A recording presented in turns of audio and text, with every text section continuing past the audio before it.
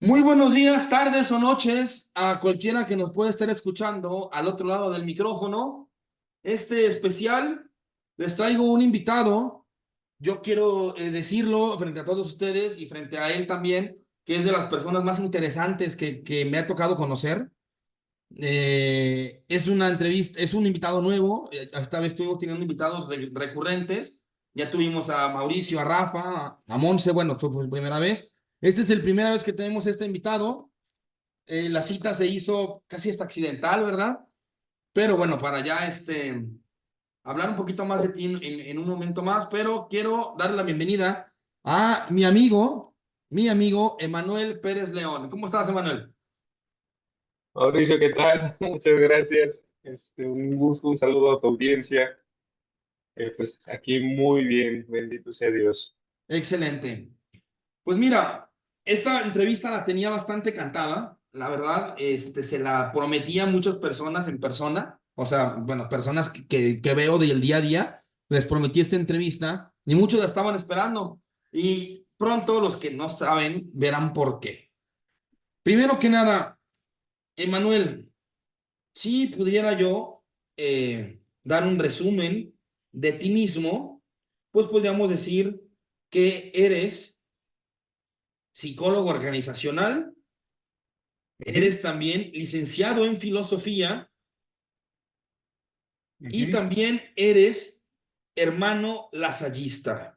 ¿Qué otra cosa agregarías a todo lo que haces o eres actualmente, Emma? Bueno, de profesión, la primera profesión soy psicólogo organizacional, unas pinceladas de filosofía y me falta un semestre para terminar las ciencias religiosas, como soy religioso como tal. Ujú. Soy miembro del Instituto de los Hermanos de las Escuelas Cristianas, alias Hermano Lasallista. A Y, ver, y platícanos un poquito más primero para puntualizar conceptos. Exactamente qué hacen o qué son los hermanos de las escuelas cristianas. bueno, el Instituto de los Hermanos de las Escuelas Cristianas es fundado por San Juan Bautista de la Salle en el siglo XVI. Yo creo que en el Bajío se conoce muy bien lo que es la Universidad de la Salle Bajío, Ujú. que hace muy poco cambió el nombre a ULSA Bajío, Universidad La Salle Bajío. Ok, no sabía eso. La presencia lasallista está en 79 países en todo el mundo. Somos una congregación de 300 años que nos hemos dedicado a la educación humana y cristiana de niños y jóvenes. Y yo ingresé al instituto y soy parte del instituto como religioso y como educador. Entonces, pues a muy grandes rasgos es eso. Mucha gente piensa que la Salle solamente se limita a Ulsa Bajío, eh, y por ejemplo, tan solo en México hay bueno, a nivel mundial hay una red de universidades y en México hay 15 universidades lasallistas a lo largo y ancho del territorio nacional y Ujú. aparte los colegios. Por ejemplo, la gente no sabe que el Colegio La Salle en León con Panorama y Andrade es también de los hermanos. Ujú. Bueno, el ministerio que tenemos como hermanos es la enseñanza cristiana. Eh, Hay algo curioso, ¿no? Dirían todos, y la gran duda de todos es ¿por qué si somos una escuela católica, hay un tema de pago y no son colegiaturas muy accesibles, podría Ya. verse de alguna forma. Ajá. Pero ese es un tema de historia de México. La educación en México, pues la que es privada, se tiene que pagar. Cuando realmente pagamos los impuestos, pues ya pagamos una doble colegiatura, pero es un tema histórico. Ujú. Actualmente yo radico en la República Dominicana y aquí en República Dominicana yo estoy en una escuela pagada por el Estado. Entonces es un tema totalmente del país. La educación aquí también es gratuita para los sectores más vulnerables. Yo estoy en una institución al este de la República Dominicana, en una ciudad que se llama Higüey, en la provincia de la Altagracia. Y aquí somos tres instituciones de inspiración católica subsidiadas por el Estado. Somos tres Ujú. escuelas públicas lasallistas. Entonces, abrir el mundo a través de este espacio para esa concepción de iglesia también es importante. Aquí está el resumen de por qué te considero las personas más interesantes que conozco. Psicólogo, educador, filósofo y hermano lasallista. Danos un breve esquema, ¿no? De la historia de la Fundación Lasallista. Yo, francamente, esos temas no los domino mucho. Francisco de la Salle, ¿qué viene haciendo? ¿Español? No, es francés, San Juan Francés. Bautista de la Salle, más que Francisco, San Juan Bautista de la Salle, pues nuestro santo fundador eh, nace en el siglo XVII y bueno, su trayectoria es que es un cliché, es un hombre burgués Mm. que pues, nota la precariedad del sistema educativo, la carencia que hay para los hijos de los artesanos y de los pobres en la Francia del siglo XVII y pues dedica su vida a educar humana y cristianamente a sus muchachos.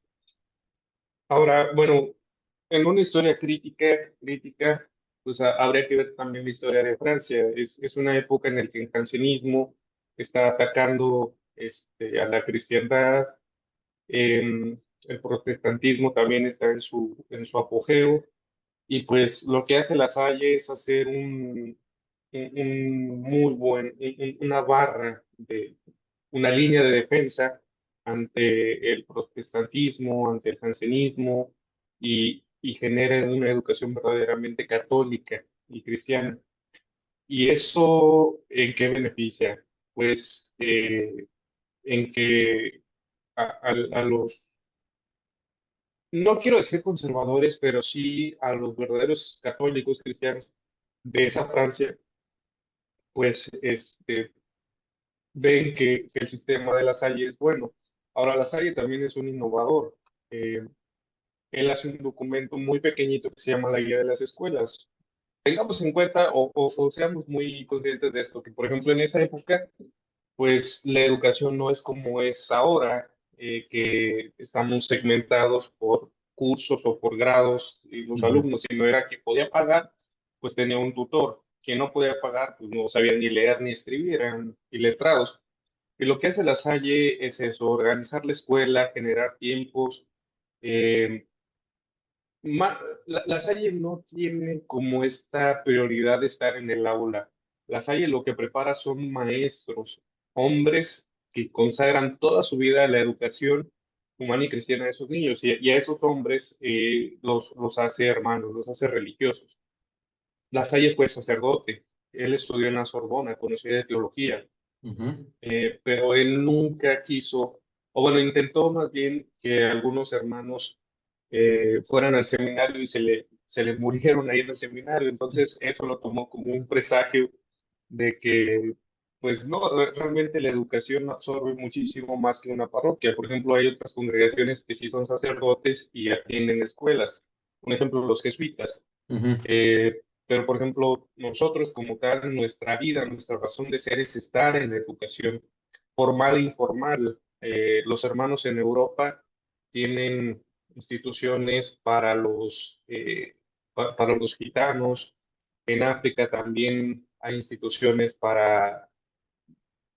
Sí, o sea, de manera muy informal. Por ejemplo, en Tijuana hay un centro educativo lasallista, que es una obra en donde se atiende a bueno, inició, como todo evoluciona, inició como un centro educativo donde las personas que llegaban a Tijuana y querían cruzar la frontera, pues llegaban, aprendían un oficio y por lo menos con ese oficio cruzaban e intentaban ganarse la vida. Hoy en día eso ha evolucionado tanto que cualquier persona que quiera aprender algún oficio o alguna actividad, pues va a ese centro, no tiene que ser algo formal de Mm, educación inicial, de preescolar hasta, bueno, educación básica, educación media superior, superior.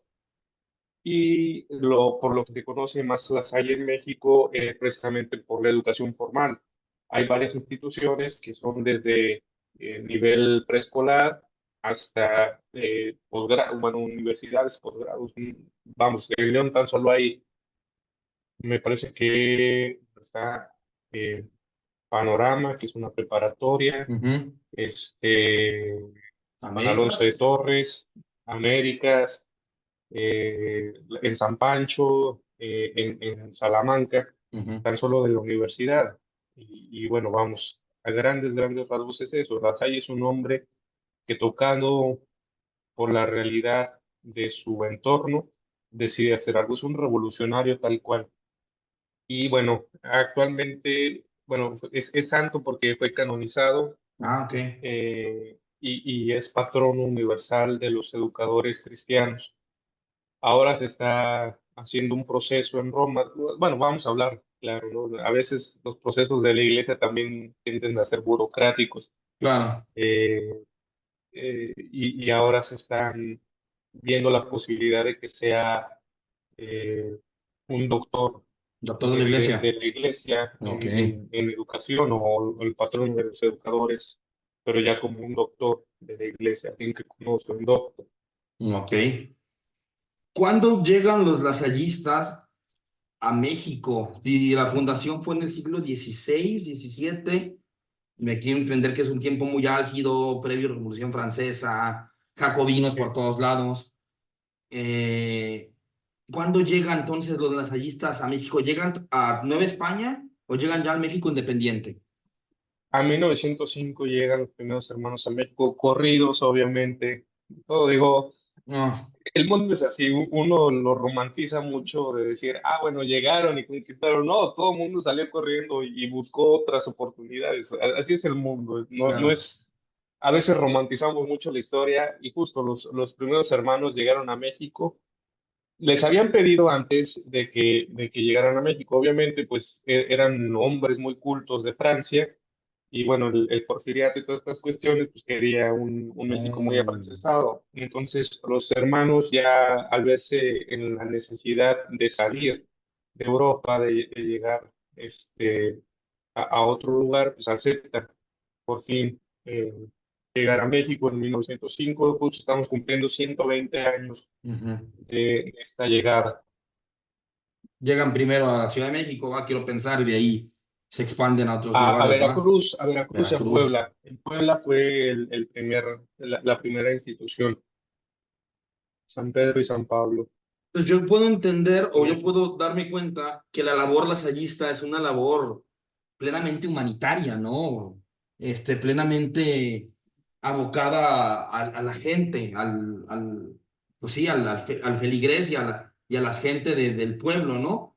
¿Cuál podemos decir, antes de pasar al siguiente tema, que es la misión tal cual de los lasallistas, de tú como hermano lasallista, cuál es su misión? Por ejemplo, con bonianos, pues son misioneros en África. ¿Cuál es su misión? ¿Cuál es su eje fundamental? ¿Qué sé yo? la educación humana y cristianamente. Ahora, bueno, hoy en día, por ejemplo, la Universidad de La Salle en Belén tiene a los tres credos más importantes. Ahí este, interactúa el Islam, el judaísmo y el Mm, cristianismo. Entonces, por ejemplo, nuestras calculatorias, que son nuestra quinta esencia, una de ellas es acordémonos de que estamos en la santa presencia de Dios. Y allá en Medio Oriente es acordémonos de que estamos en la santa presencia de Alá. mm, Entonces, la calculatoria queda igual. la presencia queda igual, el intento de contactar con la vida interior del ser humano, la espiritualidad del ser humano es el objetivo. Las formas son distintas, obviamente, y tiene que ser así. Por ejemplo, en la Universidad de La Salle Bajío, bueno, me gusta Bajío, yo digo La Salle Bajío como decir en el DF, las Sí, personas que yo estudié ahí en ULSA Bajío, en la preparatoria de Juan Alonso de Torres, y me quedé con sí, con esa idea, con ¿va? ese fondo, esa manera de citarla. Claro. En el Ulsa Bajío hay una capilla donde también está el Corán, está la Ujú. Torá, está la Biblia. Entonces el ecumenismo trata de eso, de un diálogo. Y ahora el asallismo es un humanismo y es un humanismo cristiano. ¿Cómo podemos, o qué son los valores, o qué es lo fundamental que se intenta transmitir de una educación cristiana? ¿Qué es la diferencia de una educación distinta? Bueno, em, los valores podrían ser algo un poco subjetivo, más bien las virtudes que queremos Virtudes, claro. fomentar en las personas. De los alumnos. Los nuestros son muy claros, fe, fraternidad y servicio. Fe, pues porque somos una institución de inspiración católica, porque nos regimos por una ética cristiana, fraternidad, pues porque todo lo hacemos en comunidad, todas las decisiones, los hermanos vivimos en comunidad, la comunidad educativa, llamamos a esta corresponsabilidad entre bueno, el trinomio perfecto de la educación es alumno, profesor y familia. Ujú, Y ahí ya se genera una comunidad. Y el servicio es porque lo que buscamos es que los conocimientos adquiridos realmente sean al servicio de la humanidad. Digo, en una profesión no es para generar ingresos, una profesión es para servir con los talentos que se nos han dado. Ya si la remuneración es buena, pues bendito sea Dios. Pero lo que buscamos es que la persona sea, que trasciende en su hacer, en su profesión, y sí hacer la distinción entre una cosa es profesión y otra cosa es estilo de vida o vocación. ujú. Luego se confunde mucho eso, ¿no? De que mi vocación es ser, voy a decir cualquier cosa, ser, contador. No, esa es tu profesión, amigo, porque acabas tu jornada laboral, acabas tu proyecto y ¿qué queda tu persona? ¿Qué haces con tu persona? ¿Eres feliz viviendo así? Y bueno, vamos. Y hay infinidad de formas. Bueno, desde desde la óptica cristiana, hay cuatro vocaciones. El primer llamado es, bueno, el primer llamado es a la vida. El Ujú. segundo, el segundo llamado que se divide en cuatro opciones es al matrimonio, a la soltería, a la vida religiosa o al sacerdocio.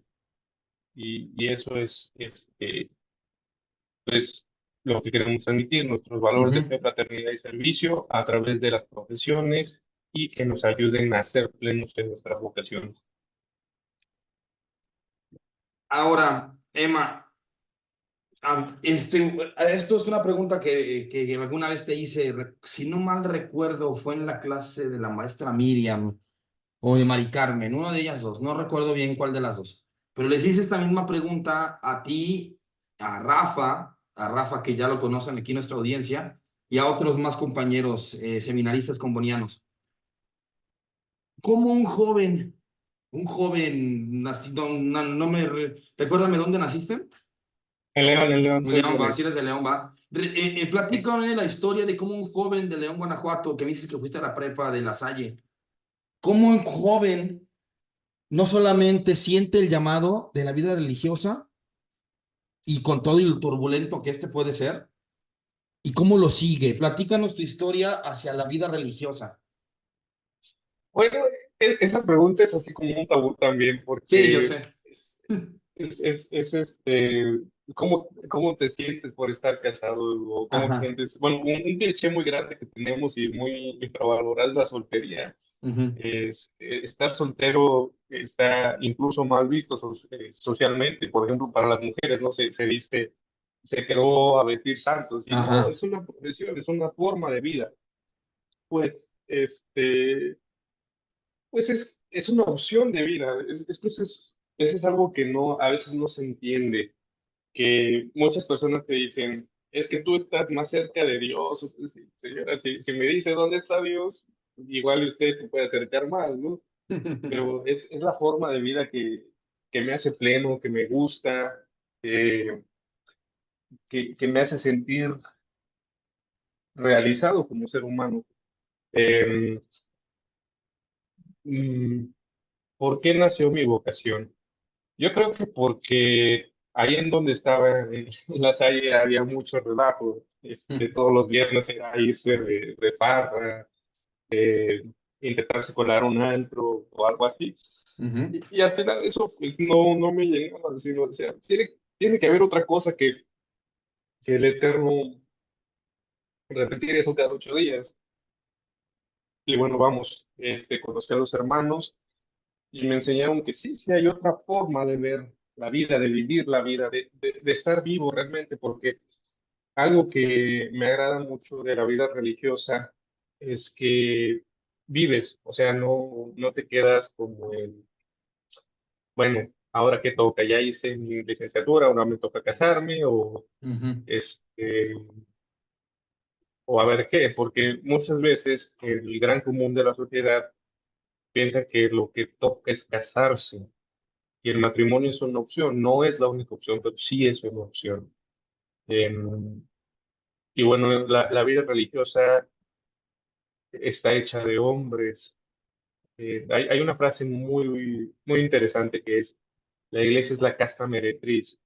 Ujú. Casta, pues porque es fundada, bueno, no fundada, es, es, es, es la esposa de Cristo. Y meretriz precisamente por eso, porque está conformada por nosotros, por los hombres de carne y hueso, con nuestras debilidades.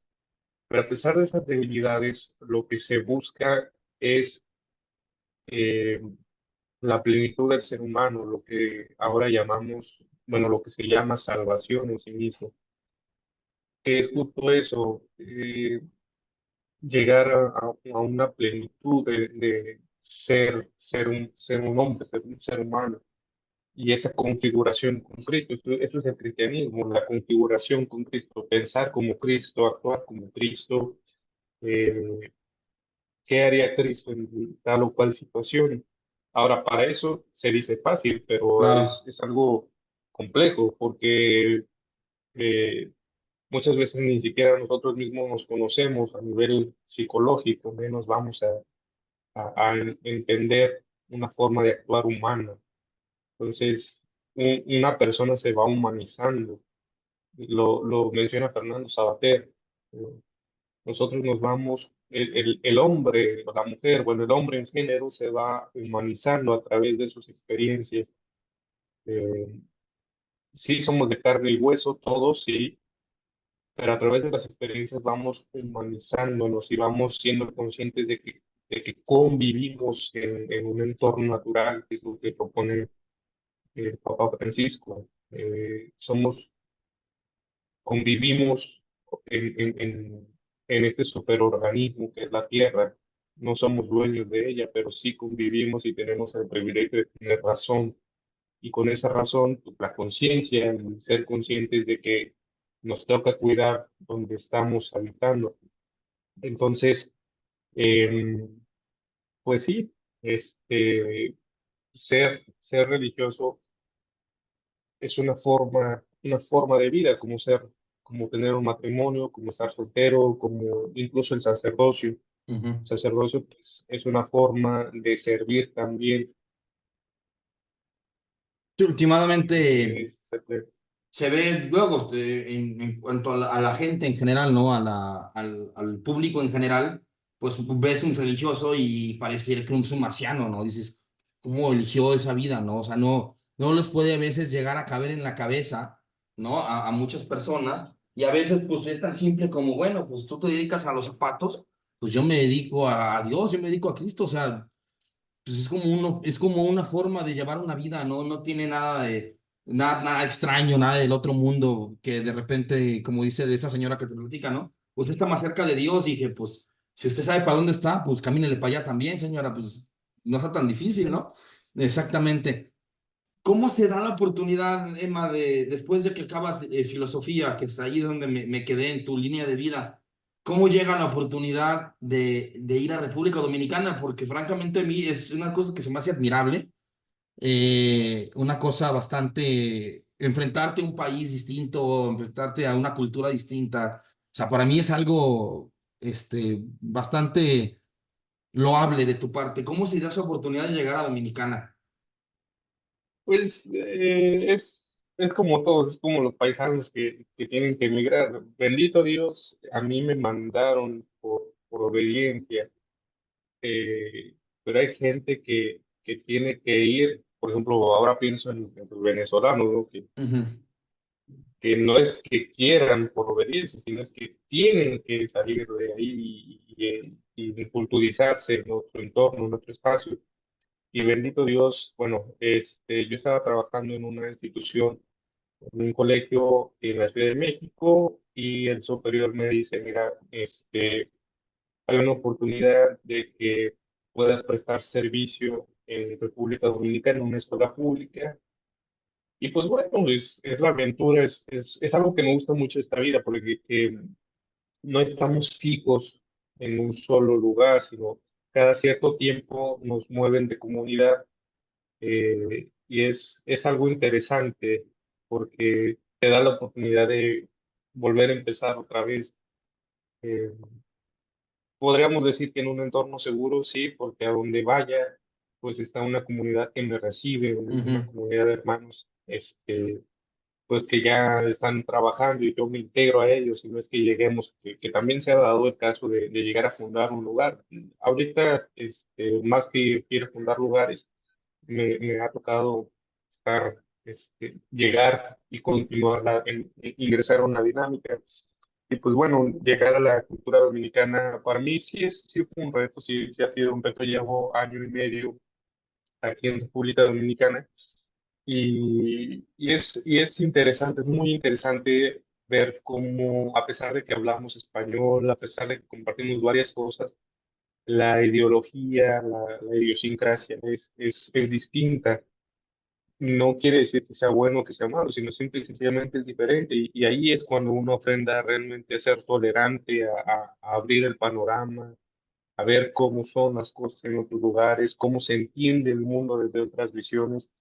Y es algo bonito, es retador, es un desafío totalmente en todos los aspectos. Eh, en comida, ujú, digo, hablando desde un punto de vista psicológico, la mente, la psique, a pesar de que todos tenemos cerebro, y cosas así, la psique es diferente porque se viven experiencias, se vive un lenguaje diferente, las expresiones son diferentes desde la filosofía, ¿no? El mundo es lo que es el caso. ujú. Y aquí hay veces que digo, no, pues esto ni hay caso, porque no entiendo muchas cosas, expresiones, sentimientos, todo lo que, no recuerdo quién decía que el lenguaje se construye en el contexto. Y es Mm, cierto, tiene toda la razón del mundo. No sé si creo que un maestro de Wittgenstein, no recuerdo, la frase de contexto, si no mal recuerdo, era de Cyril, ¿no? Fue John Cyril, si no estoy equivocado. no recuerdo, pero Era, ahora lo entiendo, ¿no? sí, sí, sí, era Y uno ahí de es ellos. cuando se genera el aprendizaje significativo. Algo muy sencillo, muy sencillo, pero que es influyente. Eh, y lo cuento incluso como chiste. Decir coca aquí, como nosotros en nuestro contexto, coca, te imaginas el refresco, una Coca-Cola. Aquí coca es la sustancia. Entonces yo llegar y Ok. decir en un colmado, aquí se le llama colmado a una tienda, Ujú. me da una coca, pues se me quedan viendo raro. Tenía un sobrecito con Se un tiene que decir polvo. Coca-Cola. Otra cosa muy curiosa es, por ejemplo, nosotros cuando decimos eh, bueno, por ejemplo, el simple y sencillo hecho de la denominación de las cosas, las etiquetas de las cosas. Aquí se le dice poloché a nuestra playera tipo polo. Ok. Es como una amalgama entre inglés y dicho, no sé. También habría que ver pues, toda la historia del lenguaje, o sea, la Ujú. filología que uno va encontrando en otras culturas es bonita, es interesante. Algo que me gusta mucho de República Dominicana es que tienen muchas frases de español antiguo. Aquí se Oh, utiliza mucho querella. ok. Tuvimos una querella tú y yo. Y querella en México se utiliza más en el lenguaje Jurídico, ¿no? técnico de la Ajá. abogacía, jurídico, exacto. Entonces, y bueno, realmente la palabra querella tiene que ser pelea, Ajá. y no tanto de un lenguaje académico, sino un lenguaje vulgar. Ajá, de la Y eso calle. es muy español, muy Fíjate, castellano. y justo dos cosas que más quería checar, bueno, antes de seguir. El tema de del migrante, de migrar, siempre es un reto y ponerte en perspectiva, ¿no? Y la perspectiva es algo que debería tener todo el mundo y eso no la tenemos, ¿no? Esa perspectiva de entender las posiciones de los otros, ¿no? Porque de repente un europeo piensa que todo el mundo es Europa, un gringo piensa que todo el mundo es Estados Unidos, un mexicano piensa que todo el mundo es México. Y tan solo el clima, el tema de una isla, la vecindad con Haití, por ejemplo, el tema caribeño, o sea, en México cuando hablamos de temporada de huracanes, yo quiero pensar que pues no pasa mucho, ¿no? Si estás en una parte dentro de la tierra, yo pienso que en una isla, en el Caribe, en temporada de huracanes, si Ujú. te pones a temblar, dices, tu madre pura, ojalá no nos vaya a tocar, o sea, algo tan simple como eso que en México le tememos a los temblores, y me imagino que en un lugar isleño, la temporada de huracanes se vuelve que llega el coco, ¿no? Algo horrible, y eso, sobre todo la parte de la vida religiosa, cómo te permite migrar, pero también migrar en esas estructuras, como tú dices, llegar a una estructura ya hecha, no llegar a la buena de Dios, de que bueno, llego y pues a ver qué pasa, ¿no? No, o sea, llegas a una estructura ya formada, lo cual te da una migración un poco más suave, no le quita el reto, pues, pero es una migración un poco más tersa, Ujú. para decirlo de una manera distinta. Mira, dame un segundo.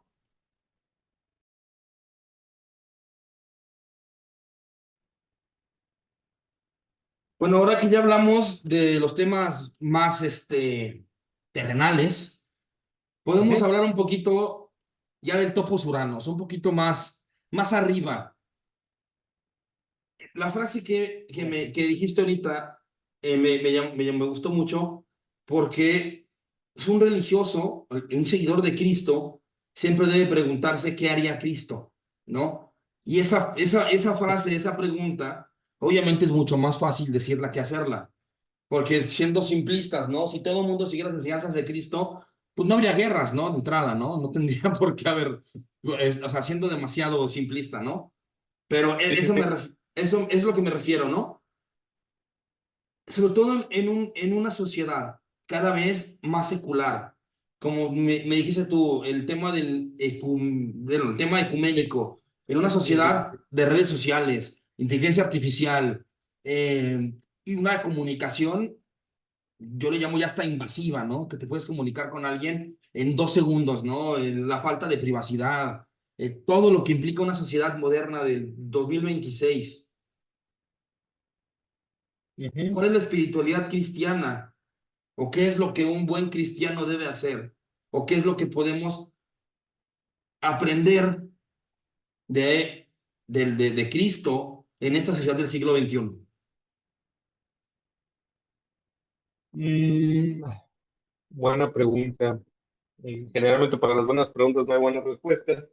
No, yo creo que es algo eh, que podría ser muy simple, muy obvio, pero muy complejo ya de vivir. La respuesta única y sencillamente es seguir a Cristo. Eh, la pregunta es cómo, la pregunta es quién es Él para ti y para mí.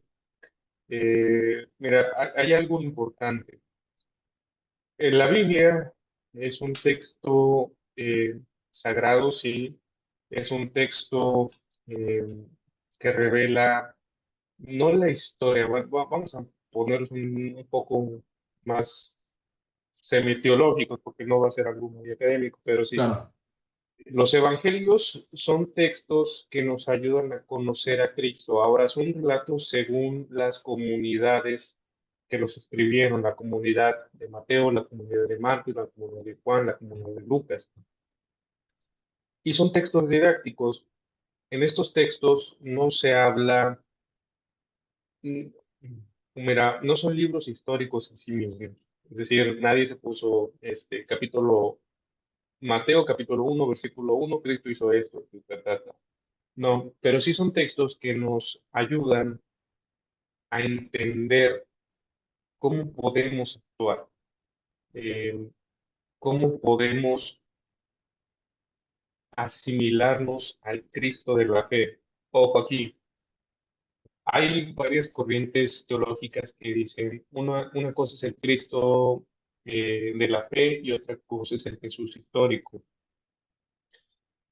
Y a lo que vamos es a construir, hay varias posturas. Lo que me ha gustado mucho es construir una cristología desde abajo. ¿Qué es esto?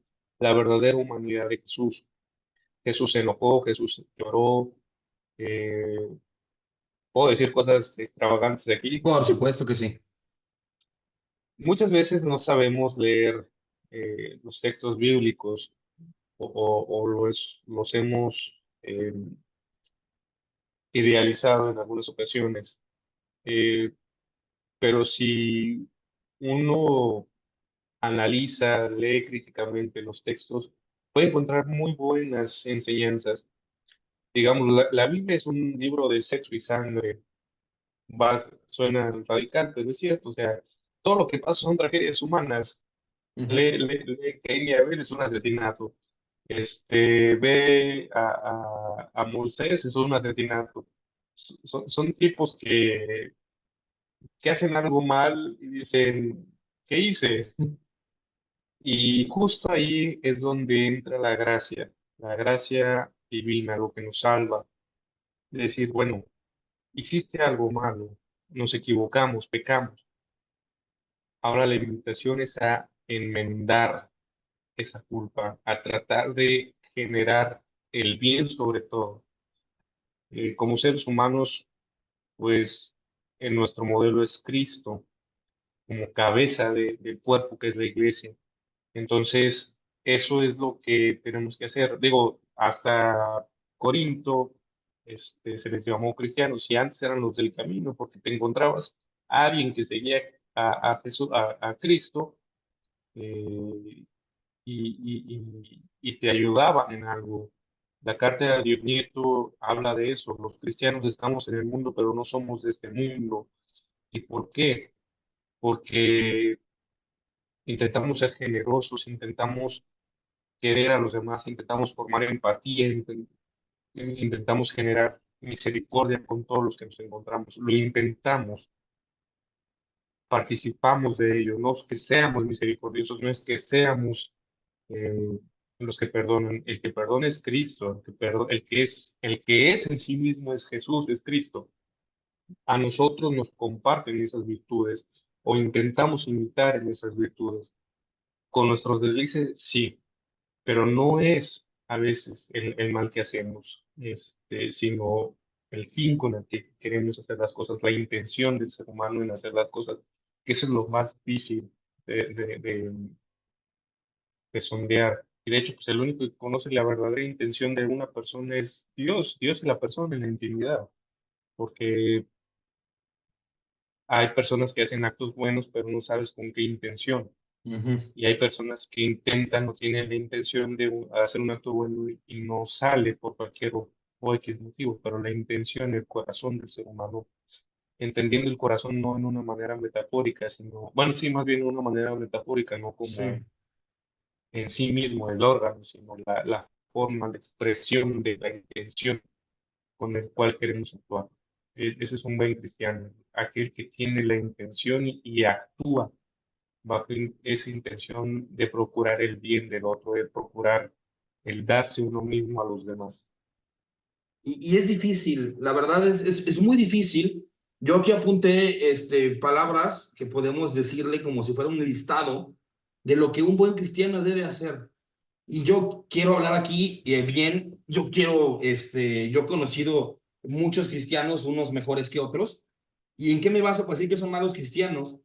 Que justamente todas estas virtudes que estabas ahorita hablando y yo las fui enumerando, no las siguen, no toman en cuenta esas virtudes. Mi padrino, que en paz descanse, que creo yo que es el mejor cristiano que he conocido porque él practicaba la misericordia, la empatía, practicaba la generosidad y fallece, ¿no? Y bueno, uno diría, vaya, ¿por qué los buenos fallecen y los malos parece que se quedan, ¿va? Hay muchas respuestas para eso, ¿no? Pero ¿cuáles son estas virtudes que yo pude rescatar de lo que estabas diciendo? Generosidad, la palabra tan clave que es humanismo, ¿no? Un cristiano debe ser humanista, debe ser humano, en el sentido de entender que el humano hierra, el humano se equivoca, el humano tiene problemas, el humano se enoja, ¿no? Porque no porque peques dejas de ser humano o dejas de ser cristiano. Es justo eso lo que te hace humano, ¿no? Entonces el humanismo, la misericordia la enmienda y el perdón, que yo creo que tiene que haber enmienda previa al perdón. Esa es una pregunta, ¿no? Antes de seguir con lo que estaba Ujú. diciéndote. ¿La enmienda debe venir previa al perdón? Bueno, más bien a pedir perdón, debe venir una enmienda antes, ¿no? O solo se puede a veces pedir perdón. Mm, O intento de enmienda, ¿no? Porque a veces no se puede, ¿va? el, bueno, sí, digo, al final, por ejemplo, o sea, sí se puede, en derecho canónico se puede, por ejemplo, mira, esta clase la recibí el año pasado. Si alguien llegase a matar eh, por cualquier motivo, por, no sé, involuntaria o voluntariamente, con alevosía, sin alevosía, por cualquier motivo, ¿cómo podrías, obviamente no vas a revivir a la otra persona, pero un excelente cristiano sería aquel que, por ejemplo, si mató al padre de una familia, a cabeza de una familia, pues que se preocupara y ocupase, esto suena muy utópico, pero tendría que ser así, por ejemplo, por velar por el bienestar de los hijos, de la madre, y trabajase para ayudarlos y que salgan y se realicen. Ese es el ideal. Lo real es, y bueno, también la cuestión administrativa humana, la cuestión moral, es esta cuestión cristiana. El propósito de enmienda, de no volver a hacerlo. Hay una anécdota muy interesante del San Pío de Pietrelcina, el Padre Pío. Él confesaba y tenía una forma muy peculiar de confesar, una espiritualidad, una sensibilidad, una intuición impresionante. Y alguna vez llegó una señora a confesarse y se levantó, después de que le dijo el pecado, se levantó del confesionario y le dijo, señora, usted lo volvió a hacer y no se arrepintió. Quiere decir que no se arrepintió de lo que hizo. Tiene razón, tiene toda la razón. O sea, puede ser algo muy drástico, pero es cierto. O sea, si realmente te vas a confesar, pues tienes que saber que actuaste mal y que por voluntad tienes que evitar volver a hacer eso que te hace sentir una culpa. Eso sí sería un buen sacrificio también, aparte de meditar. O sea, realmente hice mal. Hay muchas personas que piensan, dicen, es que ¿por qué le voy a decir mis pecados a alguien? Quién sabe cómo sea.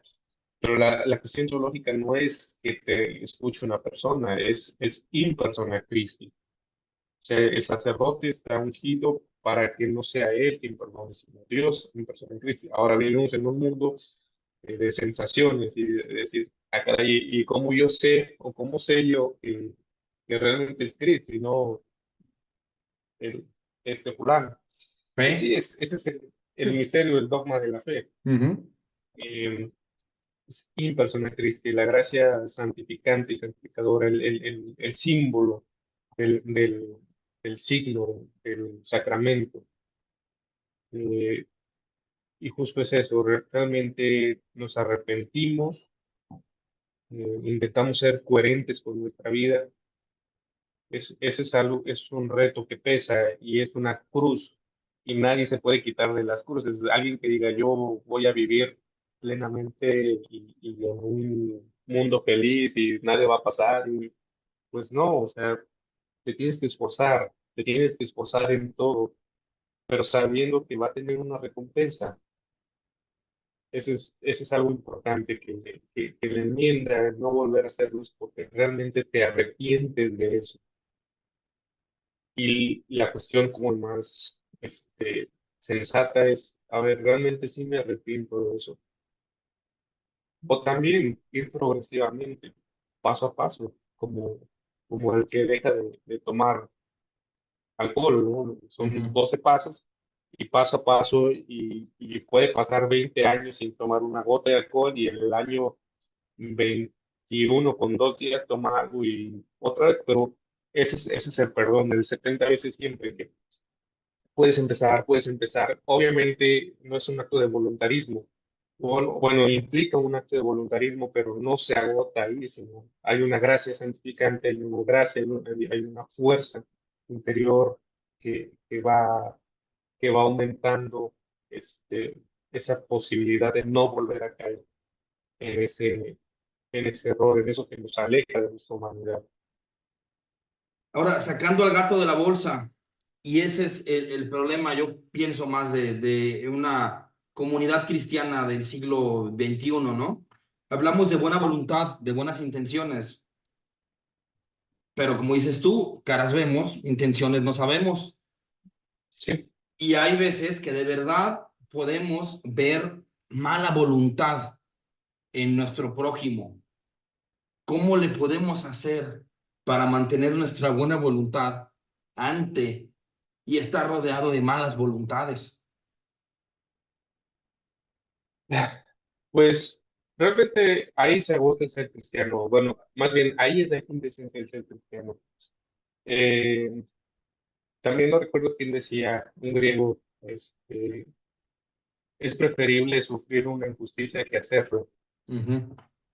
Ahora, no significa que seamos tontos, pero qué bueno que siendo conscientes y decimos, bueno, mi actitud puede hacer el bien, no intentar hacer el bien. Si el mundo no lo acepta, está bien, es el mundo. Aquí también viene otra aclaración importante.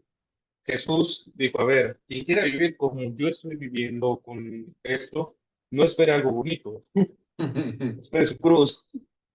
El problema es que a veces lo romantizamos mucho, pero el amor, el amor, entregarse al otro con amor es la entrega, no es que recibamos. A veces hemos romantizado mucho en eso. Hay una anécdota que creo que todo el mundo lo ha escuchado, la de cuando se baja la mascarilla, cuando se pierde la presión en un avión, primero uno y luego el otro. Ujú. No, el cristianismo es eso, es darse por completo sin importar si voy a recibir o no voy a recibir algo, sino simple y sencillamente darse. Amar hasta el extremo. Ese es el punto. Eh, y ahí hay que tener en cuenta algo, la lógica del hombre no es la lógica de Dios, porque si tenemos lógica y queremos que Dios se someta a nuestra lógica, pues entonces ya no es Dios. Ujú. Eh, Algo importante aquí sería justo eso. Eh, a veces generamos una justicia humana como una forma de justificar la violencia que le aplicamos a quien aplicó violencia. Ujú. Si alguien roba, cárcel. O Ujú. sea, hizo algo malo, pues que tenga el mismo golpe con la misma intensidad, ¿no? Ajá, Regresarle para que vea que, el ajá, castigo va a la algo, penitencia, ¿va? exacto, sí, sí, El sí. crimen va a la penitencia, Eh, perdón. sí, sí, sí, o sea, parecería un juego un poco infantil que nuestros Ujú. sistemas jurídicos son, hice algo malo, pues ahora recibe la misma carga, pero Al es revés. la ley de Newton. Sí, Ujú. a toda acción corresponde una reacción de la misma fuerza, pero en diferente dirección. Y en eso podríamos creer una lógica humana. Para la lógica de Dios es justo esa, perdonar y amar. Lo bueno sería no equivocarse, eso sería lo ideal. Y si ya nos equivocamos, el perdón y el esforzarnos en no volver a hacerlo sería la virtud. Y justo ahí radica el ser un buen cristiano.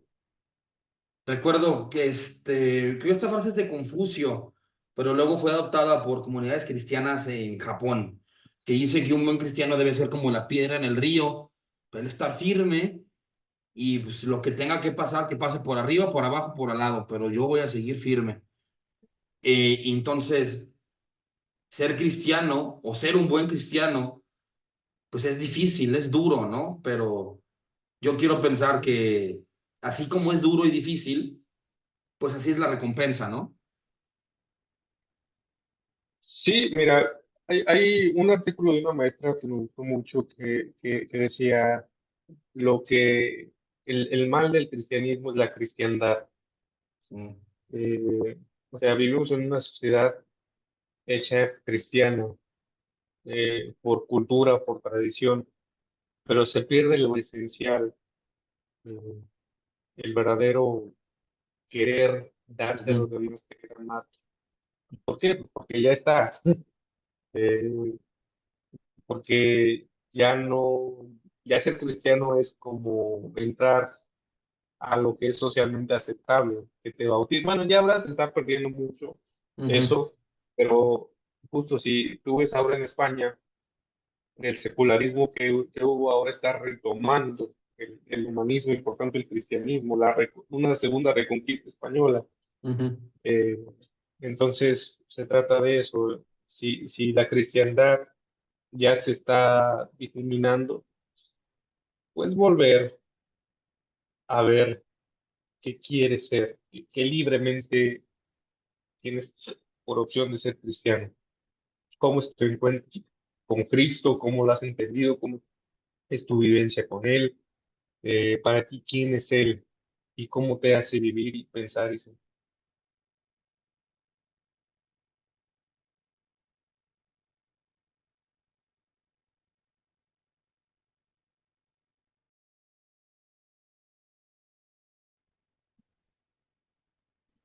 Bueno, más, pues dime cuántos problemas técnicos. Vamos a cerrar con una pregunta. Este episodio se está estrenando o se va a estrenar el día 15 de marzo, ya casi entrando la Semana Santa y creo que ya a media cuaresma. Tú como experto teólogo, ¿qué nos puedes decir? ¿Cuál es el quid o qué es lo más importante que hay que saber o hacer en esta cuaresma y en esta Semana Santa?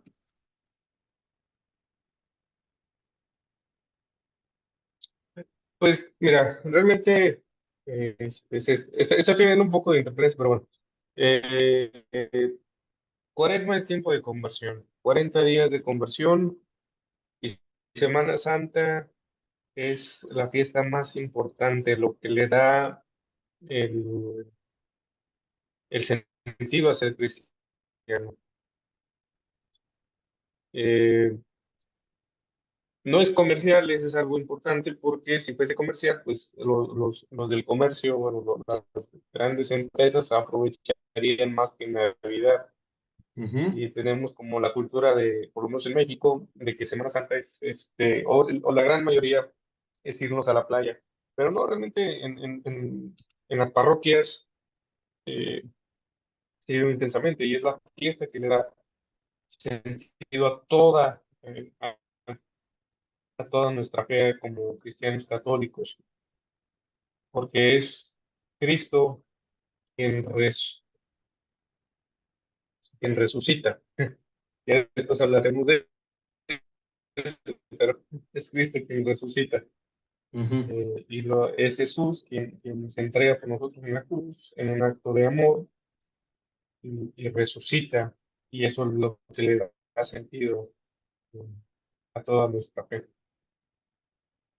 Entonces, vivirla realmente, darle el sentido que merece. La cuaresma es un tiempo de conversión, de esto que hablábamos de nadie es perfecto, nuestra condición humana no nos deja ser perfectos, pero sí podemos ser perfectibles.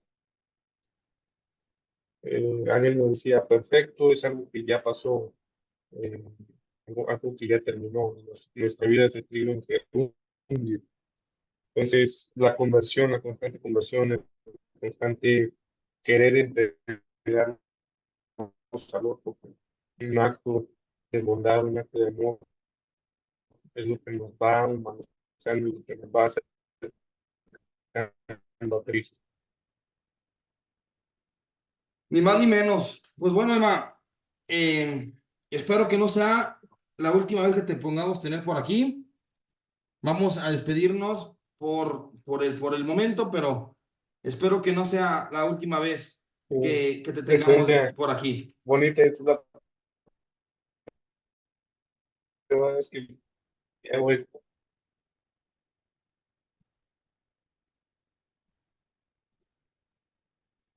Sale. Bueno, Emma, entonces, muchas gracias por tu tiempo. Yo sé que tu tiempo es limitado, así que bueno, insisto, espero que sea la primera de varias que nos puedas visitar aquí de este lado. Y muchas gracias por prestarnos un rato de tu sabiduría. No, al contrario, gracias a ti por abrir este espacio. Es interesante la primera vez que hago esto, entonces es muy interesante. Muy bien, Emma, pues muchas gracias. Nos vemos a A ti, todos Pau. la próxima ocasión. Y pues bueno, un episodio para reflexionar bastante. Nos vemos en otra ocasión. Adiós a todos. Nos Adiós. vemos.